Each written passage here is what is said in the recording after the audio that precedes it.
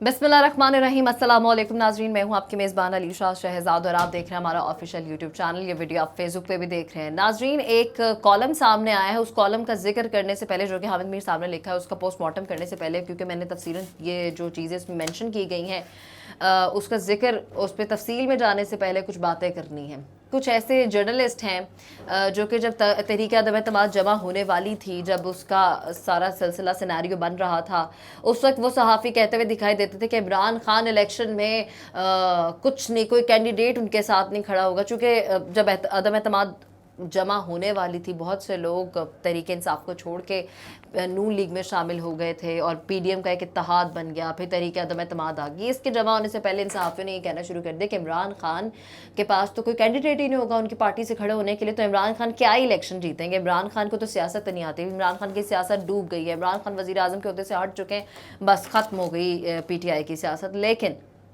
आज उनमें से ही कुछ सहाफ़ी, जिसमें से अगर नाम लिया जाए हामिद मीर साहब, जो पहले कुछ इस तरह की बातें लिखते थे कि इमरान खान ये बोलते हैं और उसको उस पर अपनी कह लें कि व्यूअरशिप रखते थे। आज जो बातें उन्होंने अपने कॉलम में लिखी हैं, वो अगर इमरान खान बोलते तो इनको तकलीफ़ उठ जाती है, और जब ये ख़ुद बोलें, और स्पेशली शायद इस कॉलम के लिए वेट किया जा रहा था जनरल रिटायर्ड बाजवा के ओहदे से हटने के लिए, और उसके बाद ये बातें लिखना इस बात को साबित करता है कि कुछ इल्ज़ामात लगाए जा रहे हैं हामिद मीर साहब की जानिब से जनरल बाजवा पर, और वो इससे क्या क्लेम करना चाहते हैं ये वो बेहतर जानते हैं। अगर मैं आपको माजी अभी कुछ दिनों पहले का सर्वे बताऊं, जो कि सर्वे ये डिक्लेयर करता हुआ दिखाई देता है, शेखपुरा लाहौर में ये सर्वे हुआ है, उसमें ये बताया जा रहा है कि 50% जो तहरीक इंसाफ है वो काउंटर करेगी बाकी पार्टीज़ को, और तहरीक इंसाफ का जो डंका है वो लाहौर और पंजाब यानी कि शेखपुरा, लाहौर, हर जगह बजेगा। और इस वक्त तहरीक इंसाफ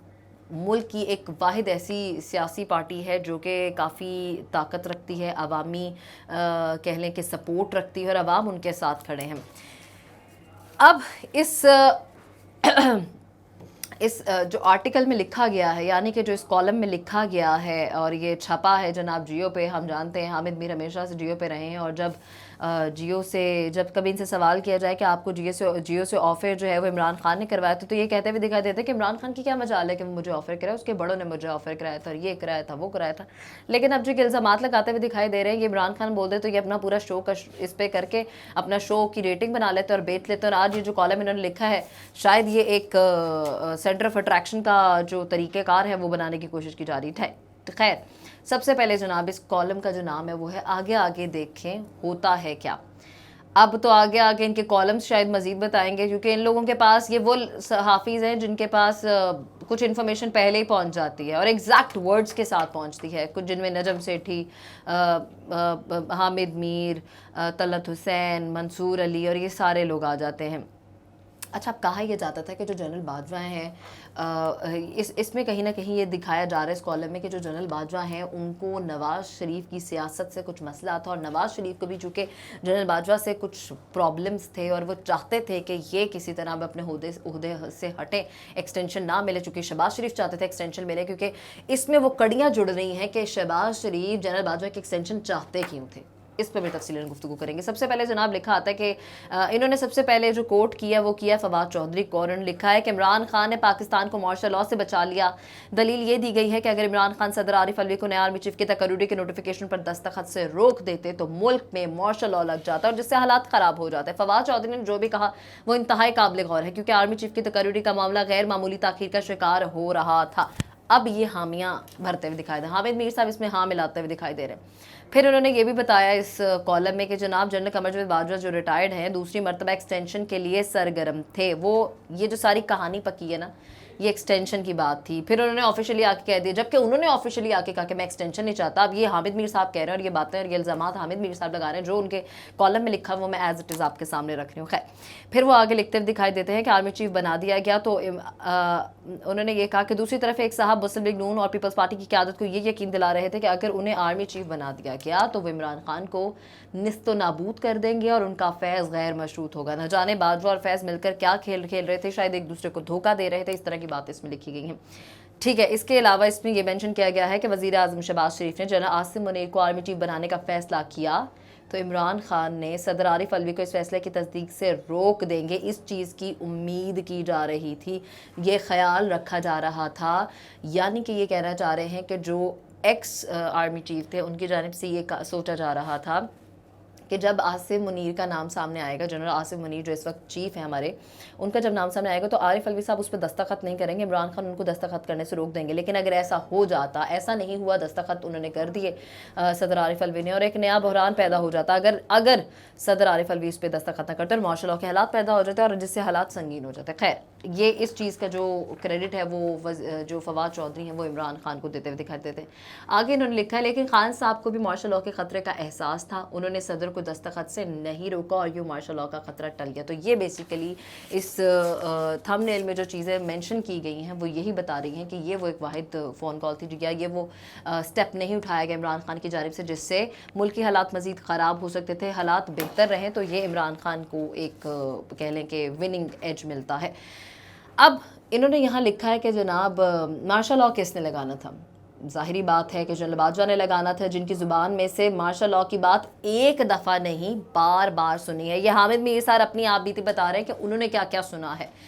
इनके दिल के किसी गोशे में 5000 अफराद को लटकाने की ख्वाहिश अक्सर अंगड़ाइयाँ लेती थी। अच्छा, ये ख्वाहिश जो ये बता रहे हैं जो 5000 अफराद के खिलाफ लगाई जाती है वो कुछ ऐसा होता है कि जब जो लोग मार्शल लॉ लग जाता है उनके मुखालिफिन या जो मुखालिफ मार्शल लॉ के बोल सकते हैं उनके लिए ये फहरिस्त जारी की जाती है। फरवरी 2021 में फ़ौज ने सियासत में मुदाखलत ना करने का फ़ैसला कर लिया था, लेकिन अगले ही लम्हे कह दिया कि पाकिस्तान में मार्शल लॉ लगाना बहुत आसान है और हमारे पास हर वक्त इन लोगों की फहरिस्तें तैयार होती जिन्हें मार्शल लॉ लगाने के बाद गिरफ्तार करना होता है। मुझे मुखातिब करते हुए कहा कि कभी आपका नाम हमारी फहरिस्त में शामिल हो जाता है, कभी ड्रॉप हो जाता है। हम मीर सर अपनी आप बीती इसमें बता रहे हैं। इस पैराग्राफ में शायर ये कहता हुआ दिखाई दे रहा है कि मेरे साथ भी इस तरह के मामलात रहे हैं। खैर, अगली बात करते हैं। जनरल बाजवा तकरीबन हर मुलाकात में हमारी तनख्वाहों पर ज़रूर गुफ्तगू करते थे और उन्होंने यहाँ ये कह भी दिया हमें कि आप लोग टैक्स भी अदा नहीं करते, भारी तनख्वाहें लेते हैं। और जिस पे नसीम ज़हरा जो है वो बोल उठी, उन्होंने चैलेंज कर दिया, उन्होंने कहा कि आप कैसे कह सकते हैं टैक्स चोरी का इल्ज़ाम, आपने अगर हम पे इल्ज़ाम लगाया जो आप या तो अपने अल्फाज वापस ले लें या सबूत पेश करें। फिर अगली बात लिखें जी, मीडिया के हवाले से भी उन्होंने कुछ पॉइंट्स रेज़ किए हैं और सिविलियंस की कमज़ोरियाँ साजिशी जर्नैलों की ताकत बनती है। नसीम ज़हरा की कोई कमज़ोरी बाजवा के पास ना थी, लिहाजा उन्होंने 1 मिनट में बाजवा साहब को चुप करा दिया। अच्छा, अगली कहानी की तरफ चलते। 2018 के इंतखाबात से कबल एक दिन जनरल बाजवा इस वक्त के DGISI जनरल नवीद मुख्तार और उनके नायब फैज़ हमीद की मौजूदगी में शहबाज शरीफ से कहा कि अगर आप वज़ीर आज़म बन जाएँ तो आपकी काबीना में कौन कौन शामिल होगा। ये 18 के इलेक्शन की बात चल रही है जनाब, और जिस पे शहबाज शरीफ को ये अंदाज़ा हो गया कि मुझसे डील की बातचीत की जा रही है, मुझे डील की ऑफ़र की जा रही है। ये इनके कॉलम में लिखा हुआ है। आपको अपने भाई, लेकिन ये उनको मेंशन किया गया, ये उनको बताया गया कि आपको अपने भाई की जो नवाज शरीफ की सियासत है उससे दूरी इख्तियार करना होगी। और आपने देखा भी होगा कि इस दौरानिए में बड़ी ज़्यादा इख्तलाफात रहे हैं। नवाज शरीफ और शहबाज शरीफ के जो धड़े बने हुए थे वो धड़े तकसीम रहे हैं। नून लीग के अंदर शीन और नून की एक कह लें कि सियासत चल रही थी। अगली बात सुन ली, जनरल बाजवा ज़ाती तौर पर इमरान खान को वज़ीर आज़म नहीं बनाना चाहते थे, लेकिन शहबाज शरीफ के इनकार के बाद इमरान खान की उनकी मजबूरी बन गई। यानी कि 2018 के इलेक्शन के हवाले से हामिद मीर साहब इस कॉलम में ये लिखते हुए पाए जा रहे हैं कि जनाब जब शहबाज शरीफ ने इनकार कर दिया तो इमरान खान उनकी मजबूरी बन गई और आज वो इमरान खान इस मुल्क की वो कह लें कि लोगों की सर्विस बताते हैं। वो वाहिद उम्मीद है कि इमरान खान ही आने वाले वक्त में पाकिस्तान को किसी न किसी आर या पार लगाएंगे। चले, इमरान खान को बचाने की कोशिश की, यहाँ तक कि एक रिटायर्ड ब्रिगेडियर को बलूचिस्तान अवामी पार्टी बाप के रहनुमा खालिद मक्सी के पास भेजा और उससे कहा कि आप इमरान खान का साथ ना छोड़ें। लेकिन बाप वाले बाजवा साहब के भी बाप निकले। खालिद मक्सी ने बराह रास्त बाजवा के सामने बैठ कर कह दिया कि मार्शल लॉ लगाना है तो लगा दो, हम अपना फैसला नहीं बदलेंगे।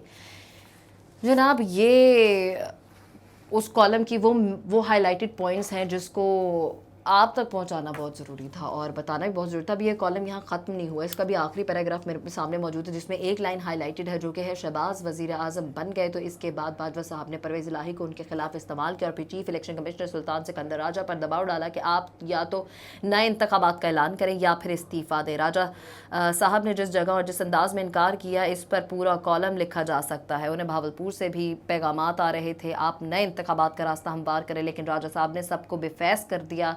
बहुत से राज सामने आने वाले हैं, बहुत से चेहरों को नकाब सिरकने वाला है बकौल मीर तकी मीर। अब اس چیز کا جو آخری پیراگراف کا جو کرکس ہے جناب وہ کچھ یوں ہے کہ جو باجوہ صاحب ہیں وہ جاتے جاتے الیکشن کی کال دینا چاہتے تھے.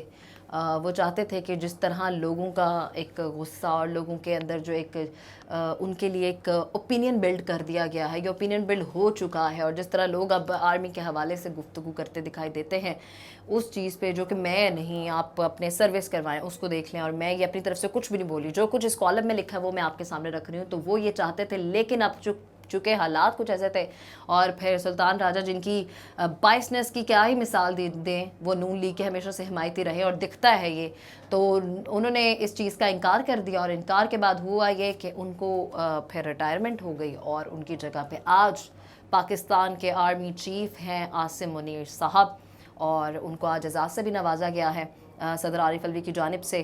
اور یہ ابھی تک کی وہ تمام صورتحال ہے, اور یہ کالم جس نے نہیں پڑھا ان کو ضرور پڑھنا چاہیے, تاکہ آپ کو پتہ چلے کہ حامد میر صاحب جب عمران خان بولتے ہیں تو تب کیا باتیں کرتے ہیں, اور جب خود ہی ان چیزوں کو سیکنڈ کر رہے ہیں, عمران خان کے بیان کو ہی سیکنڈ کرتے ہوئے دکھائی دیتے ہیں, تو پھر کیسی ان کی لکھائی ہو جاتی ہے, الفاظ ہو جاتے ہیں. یہ ابھی تک کی ویڈیو, اگر آپ کو ویڈیو اچھی لگے تو لائک کیجیے گا, شیئر کیجیے گا, سبسکرائب کیجیے گا, پیج کو فالو کیجیے گا, اپنا خیال رکھیے گا, اللہ نگہبان.